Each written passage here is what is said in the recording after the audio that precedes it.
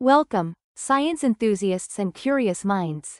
Today, we're diving into the fascinating world of monotremes, those quirky egg-laying mammals that have captivated scientists and nature lovers alike.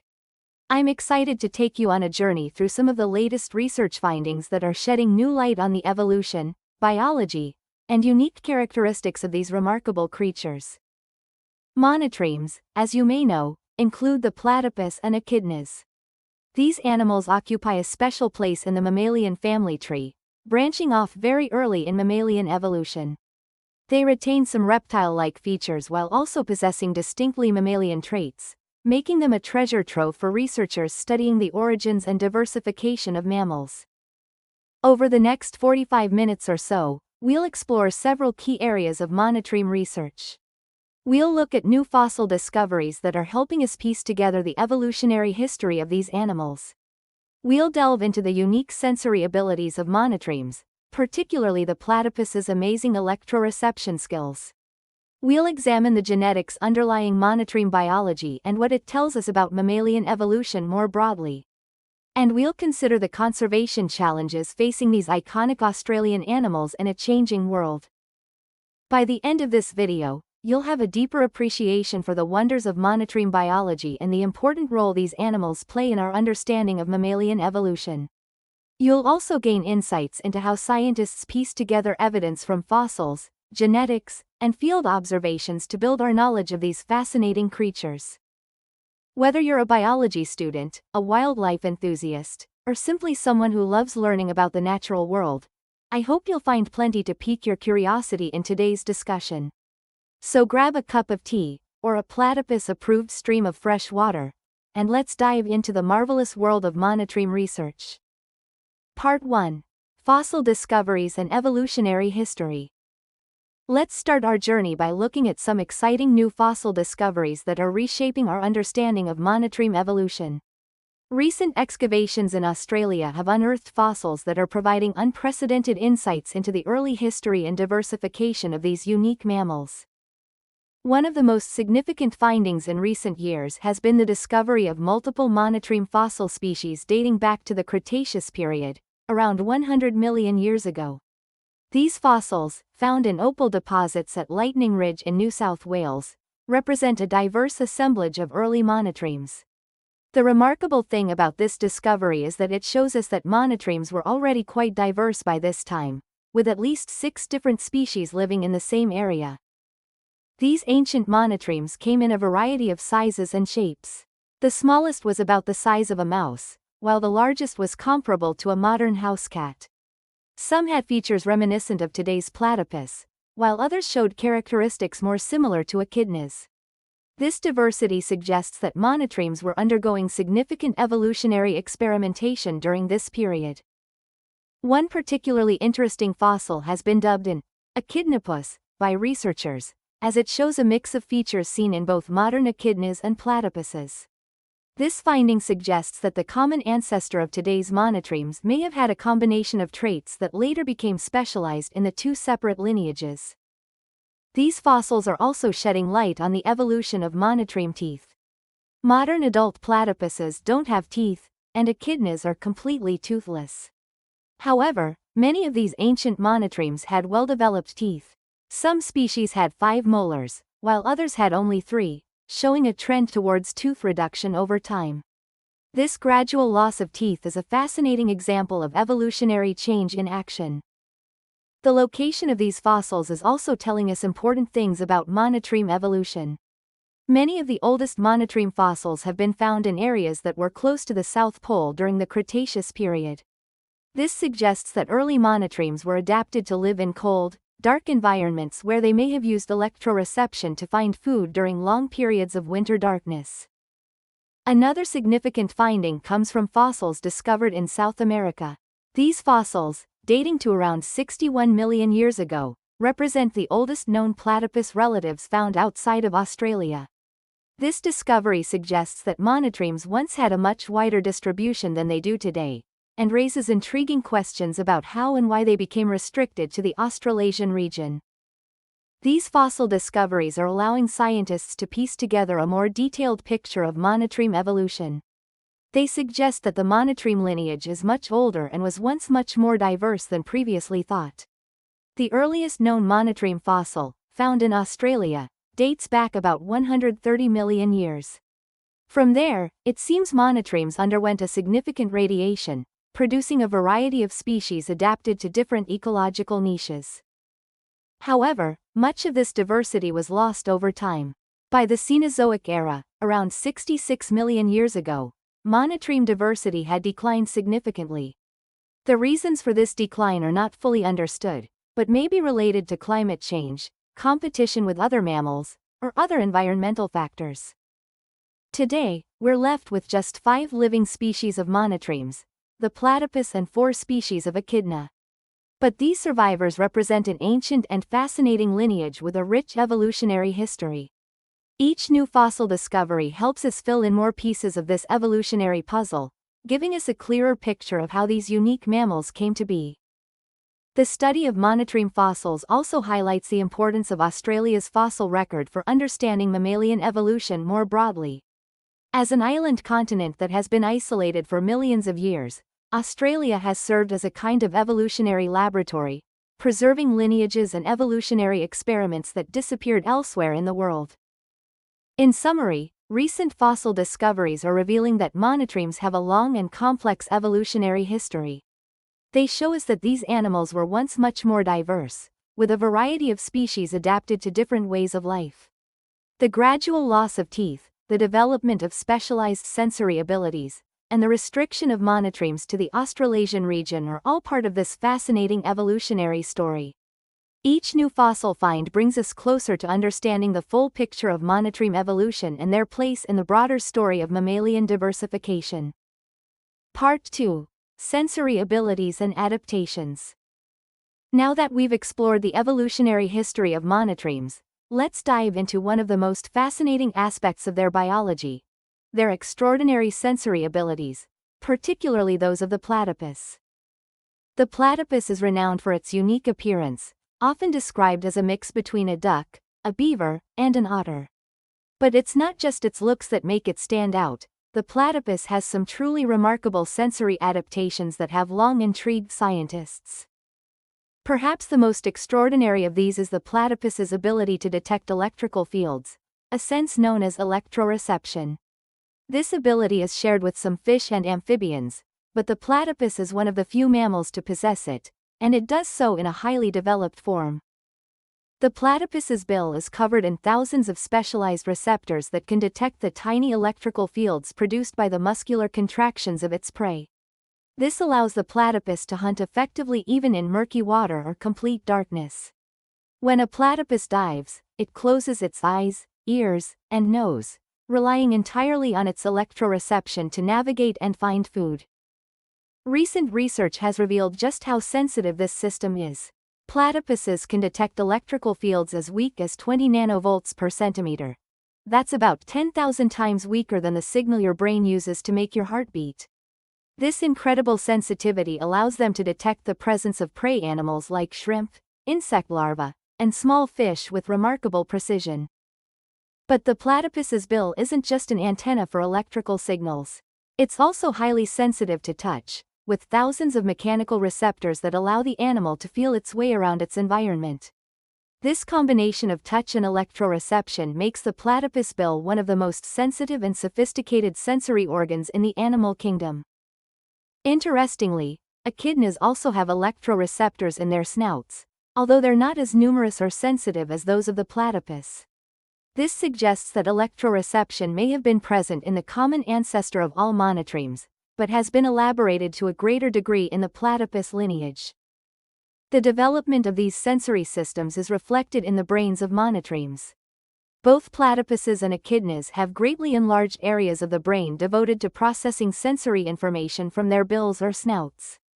In the platypus, the area of the brain that processes electrical signals is particularly large, reflecting the importance of this sense to the animal's survival.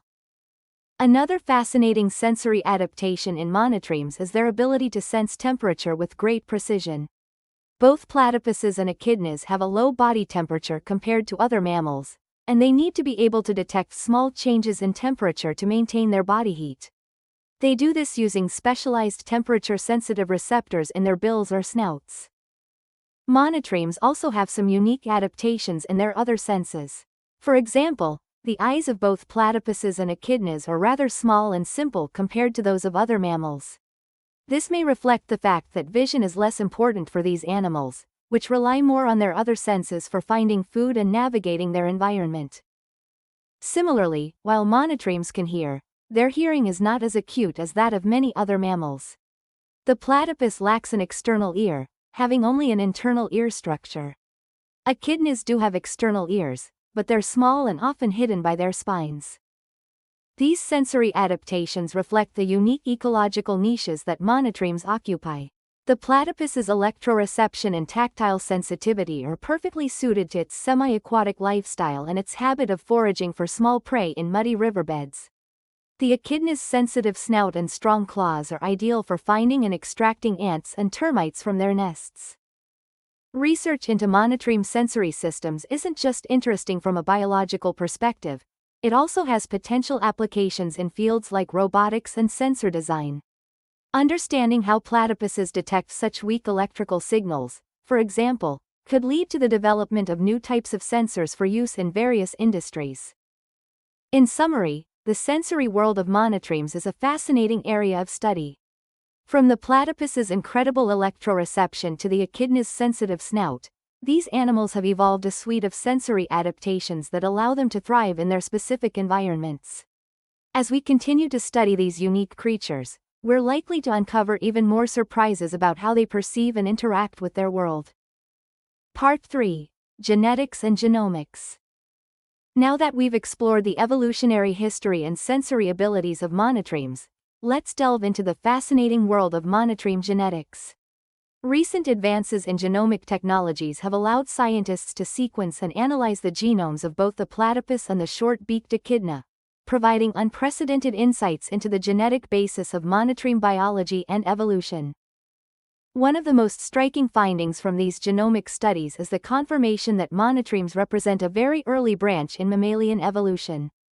The monotreme lineage is estimated to have diverged from the lineage leading to marsupial and placental mammals around 187 million years ago. This early divergence means that monotreme genomes can provide unique insights into the ancestral state of mammalian genomes and how they've evolved over time. One area where monotreme genomes have been particularly informative is in understanding the evolution of sex chromosomes. Monotremes have a unique sex determination system that's different from other mammals.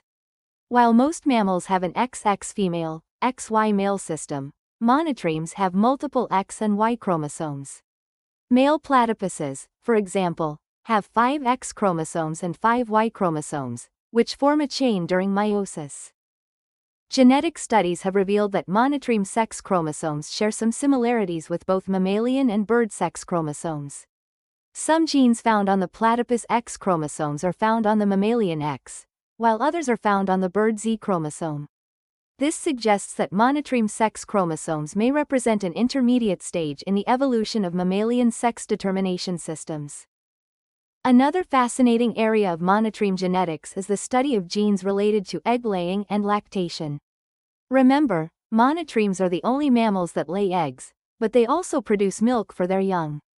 Genetic studies have identified genes involved in egg formation that are shared with birds and reptiles, as well as mammalian-specific genes involved in lactation. Interestingly, monotremes lack genes for casein milk proteins, which are a major component of the milk of other mammals. Instead, they have a unique set of milk protein genes that produce a more watery milk. This milk is secreted from patches on the mother's belly rather than from teats, as monotremes lack nipples. Genome sequencing has also provided insights into the genetic basis of some of the unique sensory abilities we discussed earlier. For example, studies of the platypus genome have identified genes involved in electroreception, including genes for ion channels that are likely involved in detecting electrical signals. Many of these genes show signs of positive selection, indicating that they've been important in platypus evolution. Another intriguing finding from monotreme genomics relates to venom production. Male platypuses have venomous spurs on their hind legs, and genetic studies have identified the genes responsible for producing this venom. Surprisingly, some of these venom genes appear to have evolved from genes involved in the immune system, showing how evolution can repurpose existing genes for new functions. Monotreme genomes have also shed light on the evolution of the immune system more broadly. Both platypuses and echidnas have a robust immune system, with many genes involved in immune function. Some of these genes are similar to those found in other mammals, while others are unique to monotremes. This mix of shared and unique immune genes provides insights into how mammalian immune systems have evolved over time. One particularly interesting area of monotreme genetics is the study of genes involved in temperature regulation. As we mentioned earlier, monotremes have a lower body temperature than other mammals. Genetic studies have identified several genes involved in thermogenesis, heat production, that are either missing or non-functional in monotremes. This genetic evidence helps explain the physiological differences we observe. Genomic studies have also revealed some surprising features of monotreme genomes. For example, the platypus genome contains several genes typically found in reptiles and birds, but not in other mammals. These include genes involved in egg formation and others whose functions are not yet fully understood. This mix of reptilian, avian, and mammalian genetic features reflects the unique evolutionary position of monotremes. Another interesting finding is that monotremes appear to have a slower rate of genomic evolution compared to other mammals. This means that in many ways, their genomes may more closely resemble those of the earliest mammals than do the genomes of other living mammals. This makes monotremes incredibly valuable for understanding mammalian genome evolution. In summary, genetic and genomic studies of monotremes are providing a wealth of information about these unique animals and about mammalian evolution more broadly. From sex determination to venom production, from egg laying to lactation, monotreme genomes are full of fascinating insights. As we continue to refine our genomic techniques and analyses, we're likely to uncover even more surprises hidden in the DNA of these remarkable creatures. Part 4. Conservation Challenges. As we wrap up our exploration of monotreme biology and evolution, it's important that we turn our attention to the conservation challenges facing these unique animals. Despite their evolutionary distinctiveness and cultural significance, both platypuses and echidnas are facing threats in the wild. Let's start with the platypus. While not currently listed as endangered, the platypus is facing a number of pressures that are causing concern among conservationists. One of the primary threats is habitat loss and degradation. Platypuses rely on healthy freshwater systems with intact riparian vegetation. However, many of Australia's rivers and streams have been affected by land clearing, agriculture, and urban development. Climate change is another significant threat to platypuses. Extended droughts, which are becoming more frequent and severe due to climate change, can cause streams and pools to dry up, reducing the available habitat for platypuses. Increased water temperatures and altered flow regimes can also affect the abundance of the aquatic invertebrates that platypuses rely on for food. Another issue facing platypuses is entanglement in fishing gear and litter. Platypuses can become trapped in nets, fishing line, and other debris in waterways, leading to injury or death. There have also been cases of platypuses becoming entangled in litter such as plastic six-pack rings.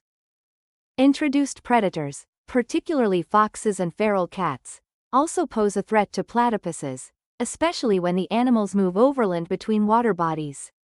While adult platypuses have venomous spurs that provide some defense, young platypuses are particularly vulnerable to predation. Turning to echidnas, while they're more widespread and adaptable than platypuses, they too face conservation challenges. Habitat loss is a significant issue, particularly for the 3 species of long-beaked echidnas found in New Guinea, which have more specialized habitat requirements than the short-beaked echidna found in Australia. Road mortality is a major threat to echidnas in many areas. Their natural defense mechanism of curling into a spiny ball is ineffective against vehicles, and many echidnas are killed on roads each year. Climate change is also a concern for echidnas, as it may affect the availability of their insect prey and alter the timing of their hibernation periods. For both platypuses and echidnas, there's also the ongoing threat of disease. While we don't often think of disease as a conservation issue, it can have significant impacts on wildlife populations. For example, a fungal infection known as mucormycosis has been observed in some Tasmanian platypus populations, causing lesions and potentially affecting their ability to survive and reproduce. Conservation efforts for monotremes are multifaceted and involve a range of strategies. For platypuses, one key approach is protecting and restoring riparian habitats. This involves measures such as fencing off streams to prevent livestock access, replanting native vegetation along waterways, and improving water quality through better management of agricultural runoff and urban wastewater. There are also efforts to reduce the impact of in-stream barriers like dams and weirs, which can fragment platypus populations. Some dams and weirs are being retrofitted with platypus passages to allow the animals to move more freely along waterways. For echidnas, conservation efforts often focus on habitat protection and reducing road mortality. This can involve measures like creating wildlife underpasses or overpasses to allow safe road crossings, and educating drivers about the importance of watching out for echidnas on roads. In both cases, research and monitoring play a crucial role in conservation efforts. Scientists are using a variety of techniques to study monotreme populations and track their health over time.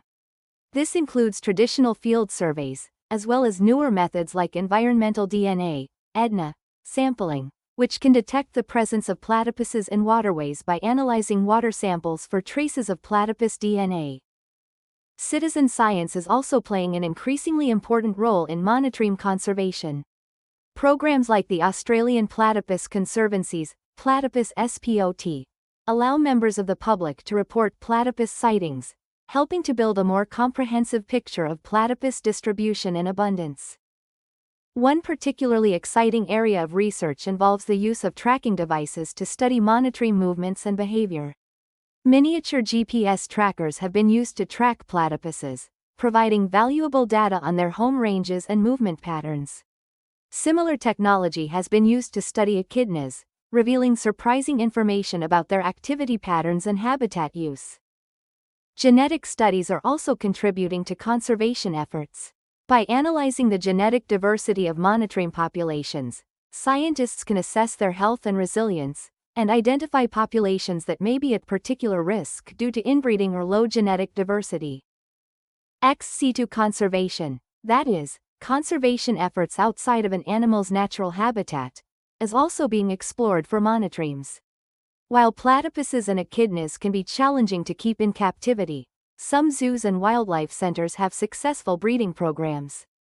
These programs not only help to maintain captive populations as a safeguard against extinction, but also provide valuable opportunities for research and public education. Education and public engagement are crucial components of monotreme conservation. Many people, even in Australia, have never seen a platypus or echidna in the wild. By raising awareness of these unique animals and the threats they face, conservationists hope to build public support for protection efforts. There's also growing recognition of the cultural significance of monotremes, particularly to Indigenous Australian communities. Many conservation programs now incorporate traditional ecological knowledge and involve Indigenous rangers in monitoring and protection efforts. Looking to the future, one of the biggest challenges in monotreme conservation will be addressing the impacts of climate change. This will likely require a combination of strategies, from protecting and creating climate refugia, areas that can serve as havens for wildlife as the climate changes, to possibly even considering assisted migration for some populations. Another important area for future work is improving our understanding of monotreme population dynamics. Because these animals can be difficult to observe and study in the wild, we still have gaps in our knowledge about their population sizes, breeding rates, and other key demographic parameters. Filling these knowledge gaps will be crucial for effective conservation planning. In conclusion, while monotremes face significant conservation challenges, there's also reason for hope. The unique biology and evolutionary history of these animals make them a high priority for conservation efforts. With continued research, public engagement, and on-the-ground conservation work, we can help ensure that platypuses and echidnas continue to thrive for generations to come. As we've seen throughout this discussion, monotremes are not just fascinating creatures in their own right. They're also key to understanding the early evolution of mammals and the diversity of life on Earth. By protecting these living fossils, we're not only preserving unique and charismatic animals, but also safeguarding a crucial piece of our planet's evolutionary heritage. As we wrap up our journey through the world of monotreme research, let's take a moment to reflect on some of the key takeaways and consider the broader implications of what we've learned. First, we've seen how fossil discoveries are reshaping our understanding of monotreme evolution.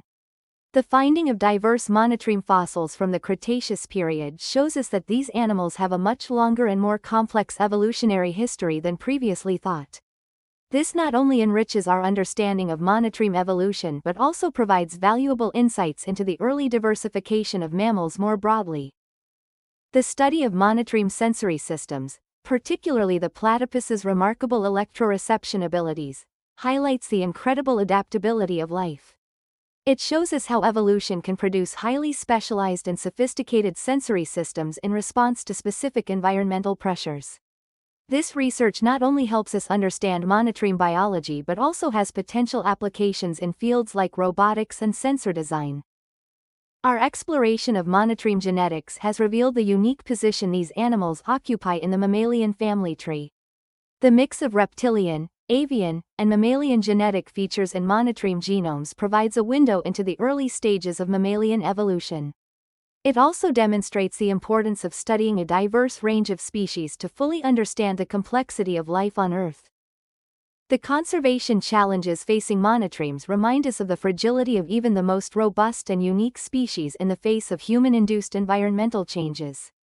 It underscores the importance of holistic conservation approaches that consider habitat protection, climate change mitigation, and the involvement of local communities. More broadly, the study of monotremes highlights several important themes in modern biology. 1. The power of interdisciplinary research. Throughout our discussion, we've seen how insights from paleontology, genetics, neurobiology, and ecology all contribute to our understanding of monotreme biology and evolution. This underscores the importance of interdisciplinary approaches in tackling complex biological questions. 2. The value of unusual species. Monotremes, with their unique combination of mammalian and reptilian traits, provide insights that we couldn't gain from studying more typical mammals alone. This reminds us of the importance of studying a diverse range of species, including those that might seem odd or atypical. 3. The ongoing nature of evolution. The story of monotreme evolution, from their diverse past to their more limited present, reminds us that evolution is an ongoing process. Species continue to adapt and change in response to their environments, and what we see today is just a snapshot in evolutionary time. 4. The impact of human activities on evolutionary trajectories. The conservation challenges facing monotremes illustrate how human activities can affect the evolutionary fate of species. This raises important questions about our role as stewards of biodiversity and our responsibilities to other species. 5. The importance of basic research. Much of what we've discussed today comes from basic research, studies driven by curiosity about how nature works rather than by immediate practical applications. Yet this research often leads to unexpected insights and applications, reminding us of the value of supporting fundamental scientific inquiry. As we conclude, I hope this exploration of monotreme research has sparked your curiosity and given you a deeper appreciation for these remarkable animals. Whether you're a student, a wildlife enthusiast, or simply someone interested in the natural world, I encourage you to continue learning about monotremes and the many other fascinating creatures that share our planet. Remember, every new discovery raises new questions, and there's still so much to learn about monotremes and mammalian evolution. Who knows, perhaps some of you watching this video will be inspired to become the scientists making the next big discoveries in this field. If you've enjoyed this video, please consider liking and subscribing to our channel. We're always eager to hear your thoughts and questions, so feel free to leave a comment below.